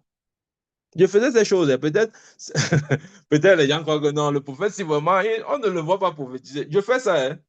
Peut-être tu vas croire que non, non, lui il ne prophétise pas, il ne nous fait pas un petit spectacle. Bien aimé, quand tu grandis, tu comprends que ce n'est pas ça qui fait le ministère de prophète. Amen. Ce n'est pas ça qui fait le ministère de prophète. Dernièrement, je priais pour une sœur. Elle avait une situation de santé. Et pendant que je prie pour elle comme ça, là, c'est tout récent. Hein. C'est un truc de peut-être 2, 3 semaines comme ça. Pendant que je prie pour elle comme ça, j'entends un nom. Pendant que je suis en train de prier pour elle, je m'arrête. Je dis, je ne sais pas pourquoi quand je prie pour toi, il y a un nom que j'entends dans mon esprit. Je donne le nom. Elle dit, oui, oui, c'est ma belle-sœur. C'est ma belle-sœur, le mari de la femme de mon frère. Je dis, mais pourquoi quand je prie pour toi, j'entends ce nom? Elle dit que non, non, non, on a le même problème de santé. Ah, je dis, ah, ok. C'est peut-être pour ça que j'ai entendu ce nom. Non, mais dès qu'elle parle comme ça, je dis que non, vraiment, le prophète ne pouvait-il pas. Bien aimé, je vous dis, ce n'est pas ça la finalité. Le ministère de prophète ne peut pas être construit autour de ça. Oui, c'est important. Ça excite la foi. Ça, ça fait que, ça fait que, bon, voilà, on se sent un peu encouragé, tout ça. Mais ce n'est pas ça qui consolide la foi. Amen. Ce n'est pas ça qui consolide la foi. Ce sont des dons que Dieu m'a donné ça depuis. Hein. J'exerçais ça, j'étais content. Je dis, oh Seigneur, merci. Enfin, moi, je crois que je suis maintenant prophète. Mais c'est quand Dieu m'a amené à comprendre ce que c'est que le ministère de prophète. Maintenant, je ne donne pas mon attention à ça. Vous voyez, avant, puisque je n'étais pas vraiment enraciné dans la parole, du moins, je n'avais pas le petit niveau que j'ai aujourd'hui, je ne voyais pas trop l'importance d'être enraciné. Je me disais que non, l'important, c'est, en tant que prophète, c'est de prophétiser. C'est de prophétiser. Une autre est venue me voir un jour. Elle dit, oh, vraiment, je viens te voir comme ça ne va pas. Elle ne m'a pas encore dit son problème. Et je lui ai dit, OK, prions un moment. Pendant qu'on est en train de prier, je m'arrête. Je dis, OK, pendant qu'on est en train de prier, je vois un homme qui est très proche à ton mari, je ne sais pas comment on l'appelle, mais je vois la lettre M. Je vois la lettre M. Dès que j'ai dit ça, elle dit, oh, j'ai toujours su que le petit-ci était un prophète. Je dis pourquoi? Elle dit que c'est exactement pour ça que je suis venu te voir. J'ai mon mari, je ne sais pas où il pense que son ami là, c'est seulement sa femme, ou c'est qui, c'est lui seul qui sait. Il fait tout, il ne fait rien sans dire à son ami là. Je suis occupé donc à demander quel est son nom. Elle dit son petit nom c'est Mobutu. Et je lui ai dit, je vois la lettre M. Donc peut-être les gens croient que non, le prophète ne prophétise pas. J'ai traversé le niveau la bien nuit. J'ai traversé ça. Pourquoi? Parce que ce n'est pas ça le point final. Je le dis toujours et je le répète. Si vous n'êtes pas enraciné dans la parole, on peut prophétiser sur vous tous les jours. Rien ne va changer. Rien ne va changer. Amen. Rien ne va changer. Si vous n'êtes pas enraciné dans la parole, on peut prophétiser sur vous tous les jours. Rien ne va changer. Jésus avait dit à Pierre, quand Pierre s'agitait que, oh, vraiment, Jésus, je suis prêt à mourir avec toi, même si on part en enfer, on va aller en enfer ensemble, on va mourir ensemble. Jésus a dit, stop. Avant que le coq n'aura chanté, tu m'auras régné par 3 reprises. Jésus a prophétisé. Pourquoi est-ce que Pierre n'a pas empêché la prophétie de s'accomplir? Ça s'est accompli. Donc, ce n'est pas simplement, ouais, Jésus a dit à Pierre que avant que le coq n'aura chanté, tu m'auras régné à 3 reprises. Pourquoi il n'a pas dit non, non, ça ne va pas arriver, c'est arrivé. Pourquoi? Parce qu'il n'était pas enraciné dans la parole. La preuve, lorsque le Saint-Esprit est descendu sur lui à la Pentecôte, le même Pierre qui avait régné Jésus, c'était le même Pierre qui pouvait se tenir pour la cause du Seigneur.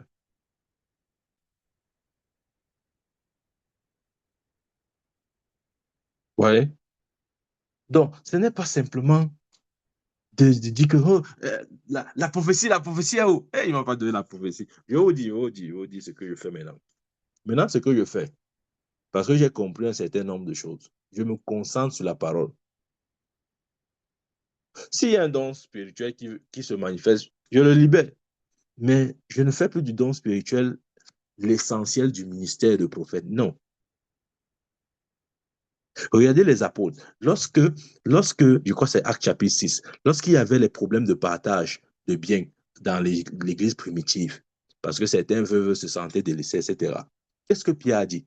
Pierre a dit, cherchez parmi vous des hommes remplis du Saint-Esprit. Nous prions pour eux. Nous prierons pour eux. Et puis, c'est eux qui s'occuperont de cette charge. Mais nous, c'est-à-dire nous les apôtres, nous allons nous allons, euh, euh, nous allons nous concentrer sur le ministère de la parole et la prière. Bien aimé, la seule chose qui peut maintenir un ministère prophétique, c'est la parole et la prière. Il n'a pas dit nous allons nous concentrer sur nos dons spirituels. Ils avaient des dons spirituels. Lisez votre Bible dans Acte chapitre 6 là-bas. Pierre a dit nous nous concentrerons sur la parole et la prière. Il n'a pas dit les dons spirituels.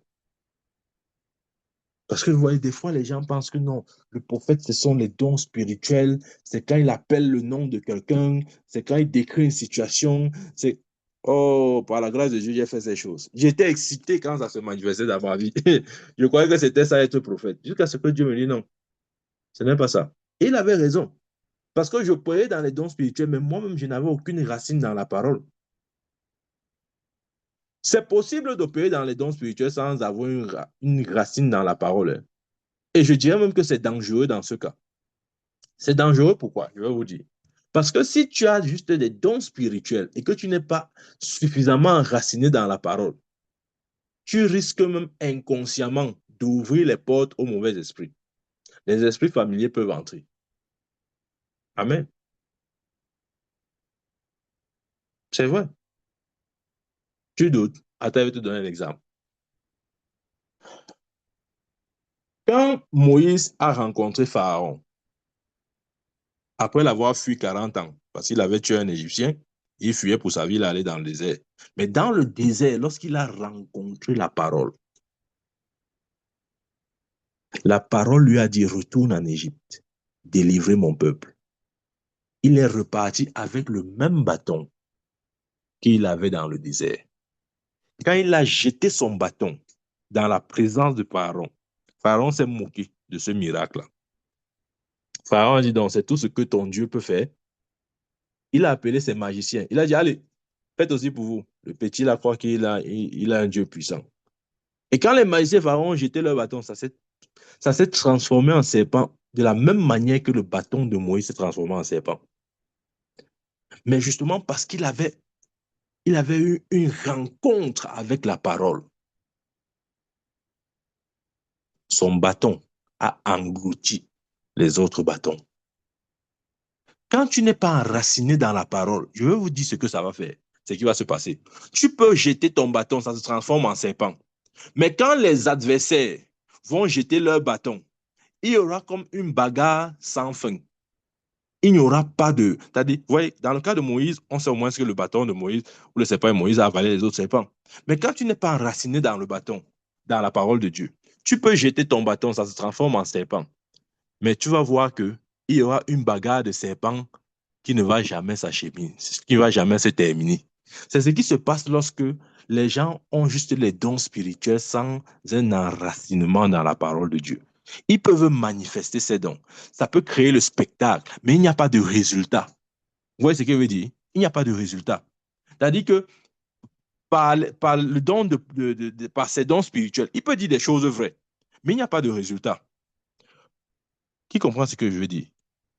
Il peut te révéler des choses vraies, mais il n'y a pas de résultat. Il peut te dire des choses vraies, exactement comme les marabouts font.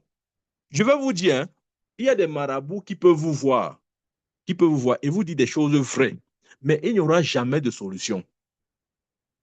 Il peut te regarder comme ça, il te dit que, OK, voici ce qu'il y a dans ta maison, voici ce qu'il y a dans ta famille. Il te donne les détails, mais il n'y aura pas de solution. C'est ce qui se passe lorsque un prophète se concentre uniquement sur les dons spirituels. Il n'est pas enraciné dans la parole. Il va juste créer le spectacle.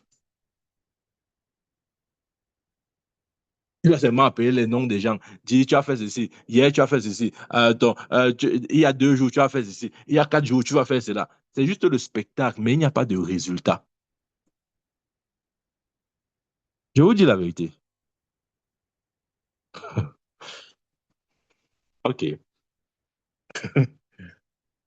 C'est pourquoi c'est important pour un ministère prophétique d'être enraciné dans la parole. Mais les gens aiment seulement ce spectacle-là. On dit des choses comme ça, mais il n'y a pas de résultat. On dit non, non, même s'il n'y a pas de résultat, c'est pas grave. Quand même, il nous a fait un bon spectacle. Non, mais il faut aller, hein, il faut aller au cirque ou n'importe où il y a des beaux spectacles. L'Église ou le royaume de Dieu n'est pas, n'est pas fait de spectacle, c'est fait de résultats. Imaginez-vous si le bâton de Moïse n'avalait pas les autres bâtons, on devait dire quoi? On devait seulement dire, ah, c'est juste un petit magicien. D'ailleurs, les magiciens ont même rang que les magiciens de Pharaon. Il a fallu que son bâton se démontre. Et la puissance de cette démonstration résidait dans la rencontre que Moïse avait faite avec la parole dans le buisson Adam. La Bible dit que la voix est sortie du buisson. Il avait eu une rencontre avec la parole. Ce qui établit un ministère prophétique, c'est la rencontre que l'homme de Dieu avait avec la parole. C'est vrai.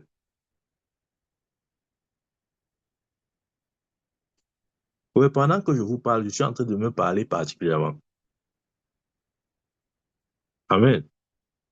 Aucun ministère, que ce soit, quel que soit le ministère d'ailleurs, ne peut être fondé uniquement sur les dons spirituels.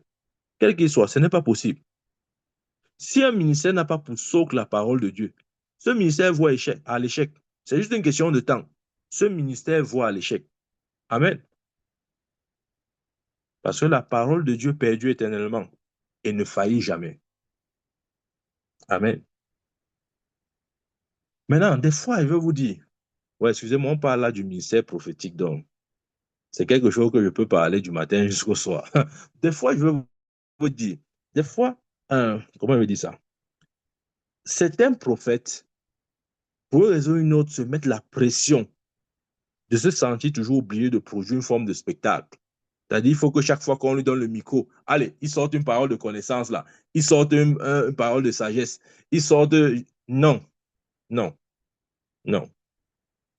Le prophète ne doit pas être toujours sous une pression de produire un petit spectacle. Il faut quand même que non, dès qu'on lui donne la parole, allez, il sort un peu le nom de deux, trois personnes là. Il décrit un peu une situation là. Il fait un peu le one-man show. On dit, ah non, non, le prophète est déjà là. C'est dangereux. C'est dangereux de se sentir toujours obligé de produire le spectacle pour être, comment dire, approuvé davantage. Non. Si tu es homme de Dieu, tu l'es. Ce n'est pas le spectacle qui t'a établi homme de Dieu. Amen. Le ministère prophétique ne réside pas dans le spectaculaire. C'est dans la consistance. Quand je parle de la consistance, je parle justement de la parole de Dieu. Amen. S'il y a manifestation, tant mieux. Mais ne faisons pas de la manifestation le centre ou le pivot ou bien l'élément central du ministère. Non, non, non. Absolument pas. Absolument pas. Absolument pas. Nous avons besoin de connaître ces choses bien aimées. Maintenant, lorsque une manifestation spirituelle ou un don spirituel se manifeste, ok? Excusez-moi l'expression, ou bien si nous avons une, euh, une manifestation d'un don spirituel, il est important de discerner si ce don est de Dieu ou de Satan. Dans Acte 16, nous voyons la femme possédée par l'esprit de Python qui annonçait les choses, mais ce n'était pas par l'esprit de Dieu qu'elle parlait. Amen. Nous devons pouvoir discerner. Comment discerner? Posons-nous la question. Est-ce que la manifestation spirituelle exalte Dieu ou bien l'homme? Nous devons nous poser cette question-là. Amen. Est-ce que la manifestation spirituelle, est-ce que le don spirituel qui est en train d'exercer donne gloire à Dieu ou à l'homme? Certains pensent que non, le prophète, il doit prophétiser à chaque minute. À chaque minute. S'il ne prophétise pas, non, ce que c'est pas un prophète, c'est qu'il ne voit pas. Non, non, non, il ne voit pas, il ne voit pas, il ne voit pas. Il ne voit pas ce qu'il devait prophétiser. Non, bien aimé, ce n'est pas comme ça. Ce n'est pas comme ça. Et c'est comme ça que des fois, le peuple de Dieu met la pression sur les prophètes. Maintenant, si le prophète n'est pas mature, il va tomber dans le piège. Il va se mettre à dire même les choses qui ne sont pas vraies. Amen. Je me rappelle une fois, j'étais à Yaoundé et je devais aller dans une communauté. J'étais chez ma cousine. Elle devait me conduire dans son église. Et quand j'arrive là-bas, je m'assois. Et pendant que je m'assois, j'écoute la louange. En fait, on louait Dieu, etc. À un moment donné, Dieu ouvre mes yeux. J'ai ce que, ce que j'ai expliqué là, une vision ouverte. OK? Pendant que je suis assis, tous mes sens fonctionnaient bien, mais mon esprit était plongé dans le monde spirituel, dans le monde de l'esprit. Et je vois une femme à côté de moi. Je ne l'ai jamais vue, hein. On ne se connaît pas. Je l'ai jamais. Même aujourd'hui, bon, c'est vrai qu'elle est décédée, mais même si elle la voyait encore, je ne sais même pas, je ne peux même pas la remarquer. Donc, je vois une femme à côté de moi, là, comme ça. Et dans la vision ouverte que j'ai, je la vois comme dans un cercle à l'intérieur. Et pendant que je regarde cette vision, ça me trouble. Je dis, mais cette femme fait quoi dans ce cercle-là? J'essaye de discerner maintenant. Parce qu'il y a la différence entre voir et discerner. Dieu peut te donner une vision, mais tu dois discerner. Il pouvait dire à Jérémie, que vois-tu? Amen. Tu dois voir et discerner. Je vois cette femme dans un cercle fermé. Je dis, je m'interroge, qu'est-ce qu'elle fait dans ce cercle fermé? C'est quoi ce cercle? Pendant que je regarde le cercle dans la vision ouverte, ah, je reçois la réponse. Ça, c'est un cercle de mort. Elle fait quoi là? Et à la fin de l'église, je dis à ma cousine, parce que bon, c'était la première fois que j'arrive à l'église, je ne peux pas arriver dans une église que je ne connais pas et je me mets à prophétiser que parce que je suis prophète. Non, il ne faut pas faire des autres. Ouais. Je demande à ma cousine, est-ce que ton pasteur croit aux dons spirituels? Il dit oui, oui, oui, il croit, il n'a pas de problème par rapport à ça. Je dis, ok, s'il croit, je peux donc, puisque c'est lui le berger de l'église, je vais lui en parler. Et quand je lui donne, je l'approche, je lui dis ce que j'ai vu dans ma vision ouverte. Heureusement, la femme n'était pas encore partie et j'ai pu la localiser. Même donc, c'est vrai, l'église était déjà finie, j'ai pu la localiser. C'est elle là-bas, c'est elle là-bas, c'est elle qui parle là. On l'appelle et on a, on l'appelle et puis on a prié pour elle.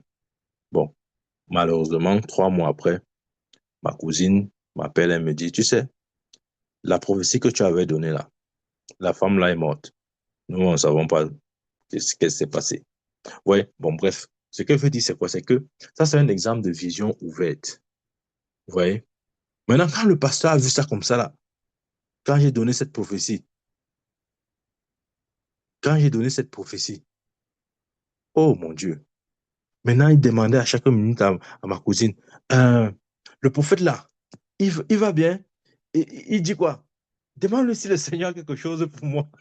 Je dis que, mais, vous voulez, vous voulez me faire parler même quand le Seigneur ne parle pas. Pardon, laissez-moi vivre. Ouais. Donc, c'est pour dire des fois, inconsciemment, on essaye de mettre une pression sur le prophète que non, tu dois prophétiser. Non, ce n'est pas la prophétie qui fait du prophète un prophète, c'est la parole de Dieu dans sa bouche. Amen.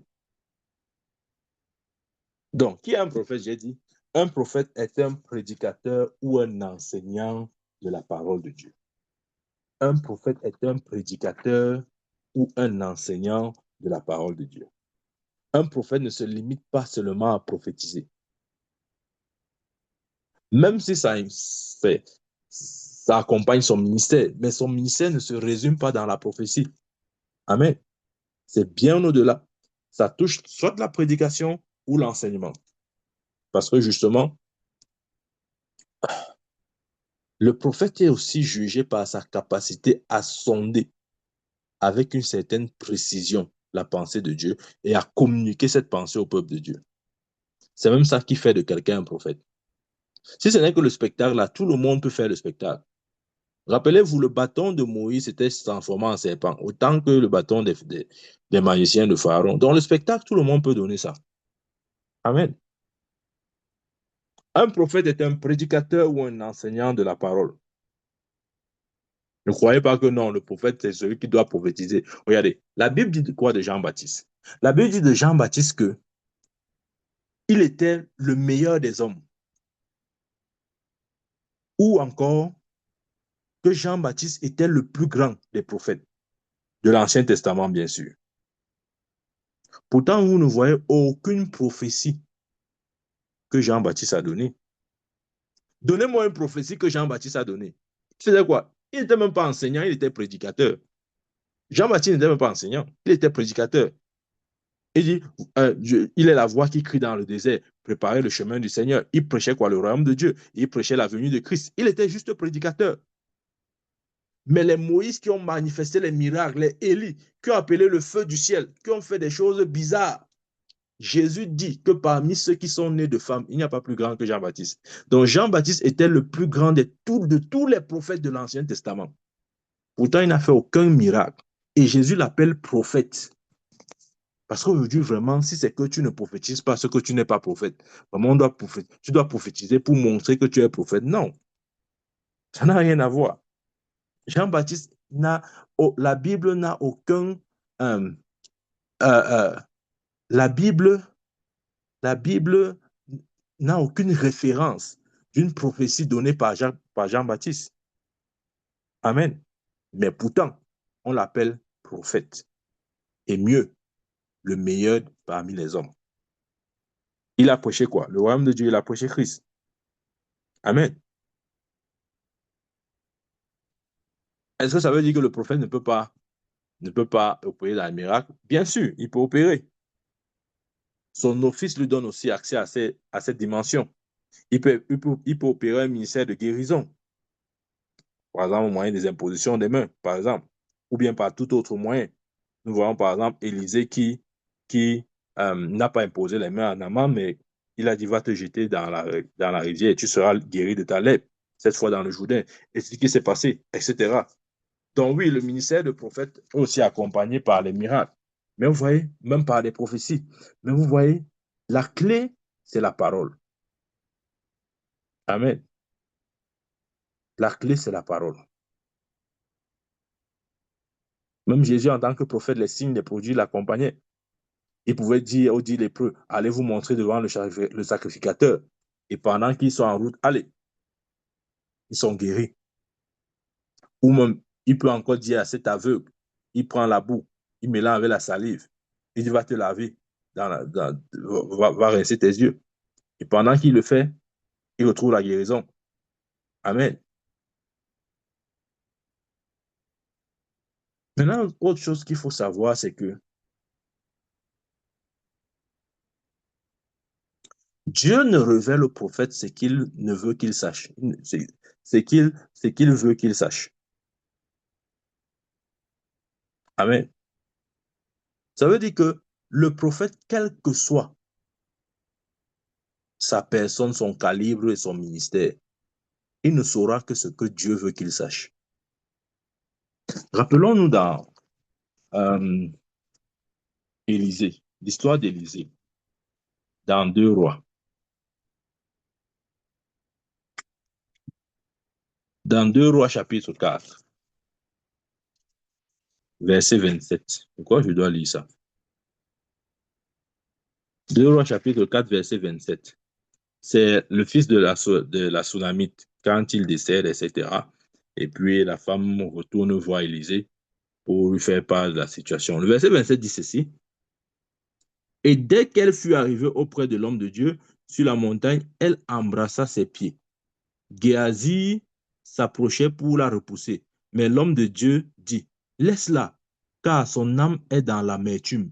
Et l'Éternel me l'a cachée et ne me l'a pas fait connaître. Donc ça veut dire que Dieu a caché cette situation de mort parce que son fils était mort au prophète. Et le prophète dit que son âme est dans l'amertume. Dieu me l'a caché, Dieu ne me l'a pas fait savoir. Donc le prophète ne sait pas tout, il n'a pas l'omniscience en lui. Non, il ne sait que ce que Dieu veut lui faire savoir ou ce que Dieu lui révèle. Amen. Mais des fois, les gens croient que vraiment, le prophète, en fait, c'est sûr que le prophète, vraiment, il connaît tout. Vraiment, il suffit vraiment qu'il veut quelque chose et puis la réponse va venir. Non, non, non, non, non. Un prophète ne peut savoir que ce que Dieu lui révèle. Amen. C'est ce que Élisée dit ici.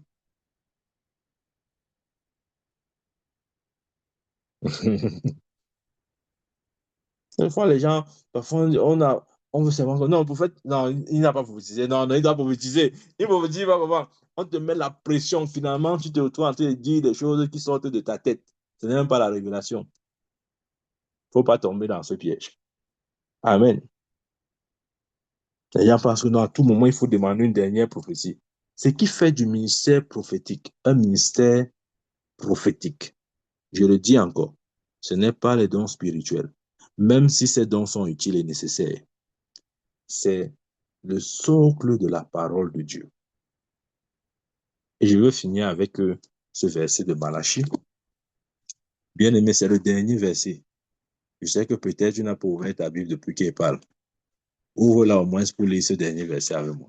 Malachie chapitre 2. Malachie 2, 4. Malachie 2, 7, je veux dire.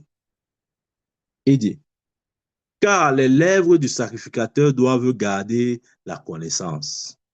Et c'est par sa bouche qu'on demande, et c'est à sa bouche qu'on demande la loi. La loi ici, c'est la parole. Parce qu'il est l'envoyé de l'Éternel des armées. Waouh! J'aime particulièrement ce verset. Car les lèvres du sacrificateur doivent garder la connaissance. Et c'est à sa bouche qu'on demande la loi ou bien la parole de Dieu. Parce qu'il est l'envoyé de Dieu. Amen. Donc, bien aimé, si nous devons attendre quoi que ce soit d'un prophète, c'est la parole de Dieu dans sa bouche. Amen. Même dans Luc chapitre 5, la Bible dit que la foule mettait la pression sur Jésus pour entendre la parole. La foule n'a pas demandé à Jésus les prophéties, non. Il a mis Jésus, dans Luc 5, la foule a mis la pression sur Jésus pour entendre la parole, pas les prophéties. Et quand Jésus est monté sur la barque de Pierre, il s'est mis à enseigner la parole. Parce que c'est à sa bouche qu'on demande la parole. Amen. Donc, s'il y a une chose qu'on doit attendre d'un prophète, c'est la parole de Dieu dans sa bouche. Car les lèvres du sacrificateur doivent garder la connaissance. Et c'est à sa bouche qu'on demande la parole parce qu'il est l'envoyé de l'Éternel des armées. Amen.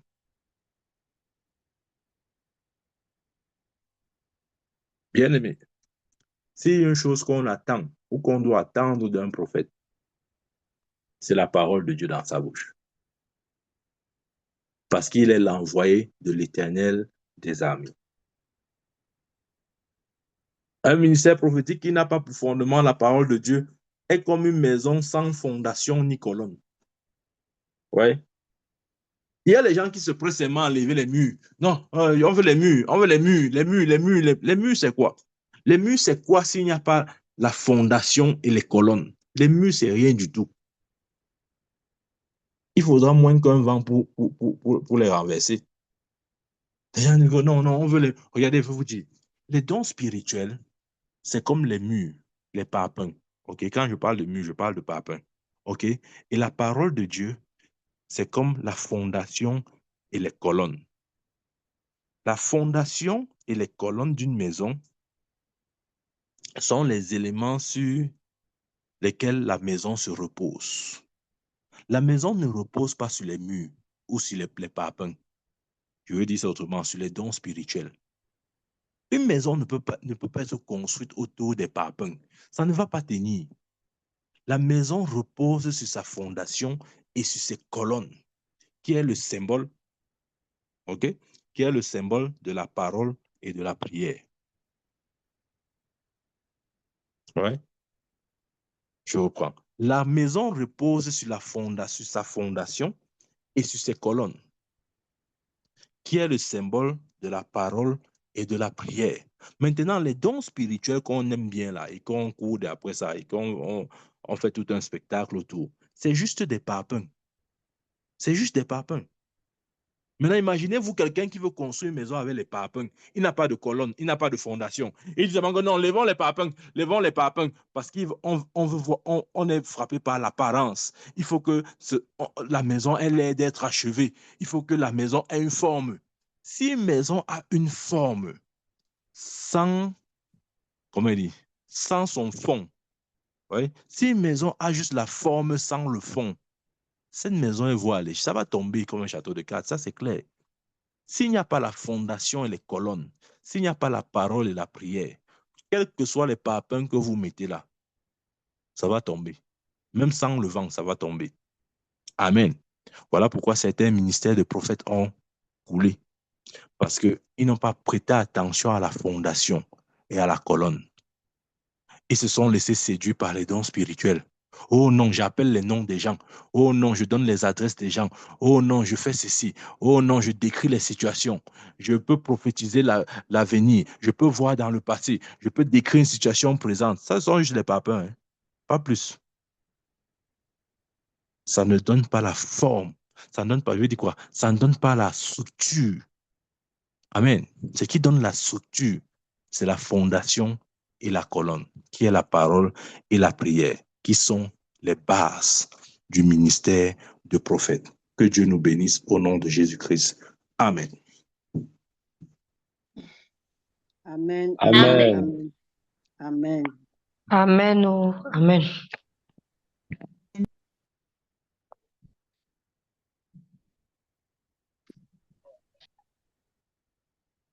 Y a-t-il des questions?